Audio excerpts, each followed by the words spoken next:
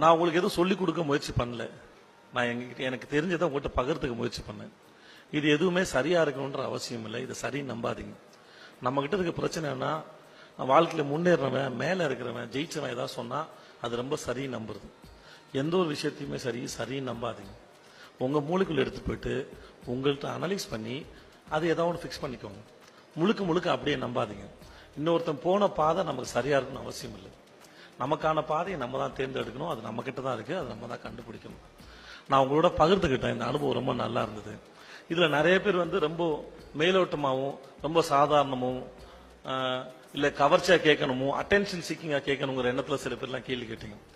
Attention seeking தான் மிகப்பெரிய தவறு, வியாதி. இன்னொருத்தரை இம்ப்ரெஸ் பண்ணணும் ட்ரை பண்றது மிகப்பெரிய தப்பு. யாரும் இம்ப்ரெஸ் பண்றது நம்ம வேலை இல்லை. நம்ம இயல்பா சிந்திக்கிறது. தவறு பண்றது இயல்பு, அது தவறே அல்ல. ஒரு படி சறுக்கிறது தவறு இல்லையே. சிரிச்சா சிரிச்சிட்டு போறான், அவனுக்கு வாயில சுழுக்குன்னு நினைச்சுக்கோங்க. உலகம் சிரிக்குமா, மத்தவன் சிரிப்பானான்னு பாக்காதீங்க. தயக்கம் இல்லாம உங்க சந்தேகங்களை வெளியே கேள்வியா கேளுங்க. உங்க சந்தேகத்தை இன்னொருத்தன் கேலி பண்ணானா அது தவறு இல்லை. அது அவனோட அறியாமை, அவனோட மடத்தனம். தோன்றதை கேளுங்க. கேட்கறது மூலமா தான் நம்ம அறிவு வளரும். இந்த வயசுல தான் நம்ம அசிங்கப்படலாம், அவமானப்படலாம். அது நம்மளை வளர்க்கும், மேல கொண்டு போகும். தயங்காதீங்க, கூச்சப்படாம கேளுங்க, பேசுங்க, அப்சர்வ் பண்ணுங்க, கவனிங்க. எல்லாத்தையும் அப்படி கேட்டுட்டு காதோட விட்டுறாதீங்க.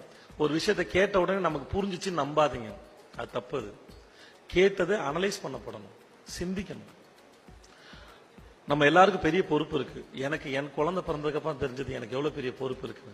அது என்னை நம்பி இந்த உலகத்துக்கு வந்திருக்கு. அதை வளர்க்க வேண்டிய பொறுப்பு எனக்கு இருக்கு. அதை நான் எவ்வளவு வேகமா சிந்திக்கணும் இருக்கு. இதையெல்லாம் அதுகிட்ட இருந்து காப்பாற்றுன்ற எண்ணம் எனக்கு இருக்கு. பொறுப்பு பெருசா இருக்கு. உங்க அறிவு வளரும் போதுதான் உங்களோட அடுத்த தலைமுறையுடைய அறிவை நீங்க பத்திரமா பாதுகாக்க முடியும்.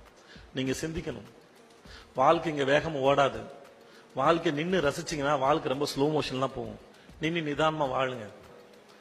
அதனால நமக்கு பெரிய பொறுப்பு இருக்கு. குழந்தைகள் நம்மளோட அடுத்த தலைமுறைக்கு நம்ம தான் பாடம் சொல்லி தரணும். அதுக்கு நமக்கு அனுபவம் வேணும். நம்ம அனுபவத்தை நம்ம தான் சேகரிக்கணும். தயங்காம அனுபவத்தை சேகரிங்க. பயப்படாதீங்க. வாழ்க்கையை பார்த்து வேகமா போய் ஒன்றும் ஆக போறது. ஓகேவா? உங்களை எல்லாரையும் சந்திச்சு ரொம்ப மகிழ்ச்சி.